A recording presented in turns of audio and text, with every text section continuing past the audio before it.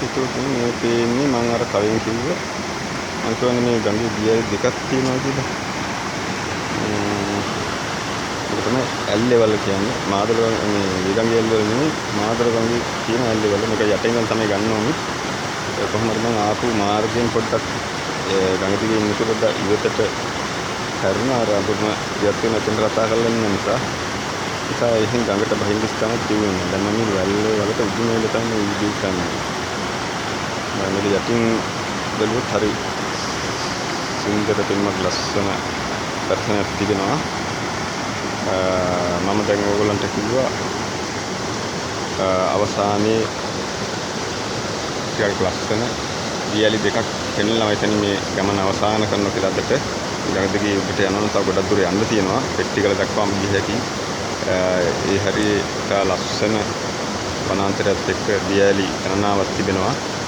ඒ කොටසට පසුව යන්නතේ මම මේ දියලි දෙක අතරින් මේ දියලි දෙක ඔයගොල්ලන්ට පෙන්නලා මේ වීඩියෝ දර්ශන පෙන්නලා අවසන් කරන්න බලාපොරොත්තු වෙන අද එන්න වීඩියෝ පෙළ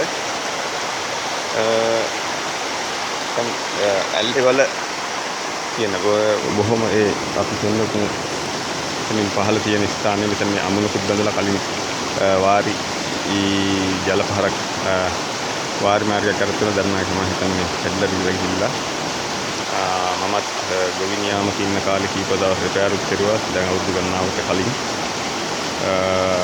මේ ස්ථානේ හොඳ දර්ශනයක් ලබා ගන්න නම් පහලින් වල්ලට පහලින් යන්න ඕනේ.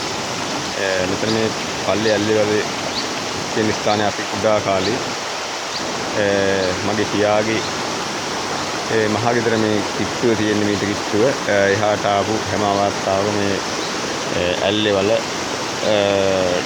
ආයතන පල්ලේවල කියලා තවලක් තියෙනවා. ඔතෙන්ට ඇල්ල තමයි බිය නාන්නේ. අපි වතාවන් ගණනාවක්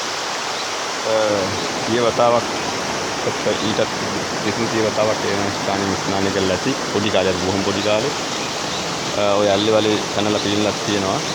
මේක මට දැන් මෙතන ඉඳන් ඇල්ලේවල පෙන්වන්න විදිහක් නෑ. ඒක හොඳ දර්ශනයක් ලබා ගන්න නම් යටින් ඉන්න ඕනේ. වල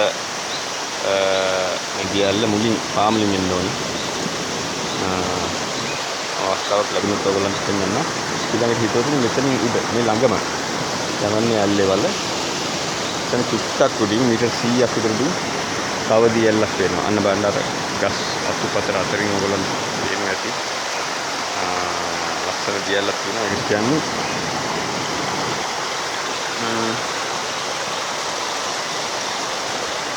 ඒකට කියන්නේ හිතවතුනි කුඩල්ලේ වලද ඇත්තඩි වලද ඇත්තඩි වල කියලා කියනවා. කුඩල්ලේ වල කියලා කියන මේ තැන ලස්සන දියල්ලුත් එක්ක තියෙන්නේ. එහෙනම් අපි ළඟට ගිහිල්ලා බලමු. දියල් ළඟට ගිහිල්ලා බලමු ඇල්ලේ සුන්දරත්වය කොයි වගේද කියලා.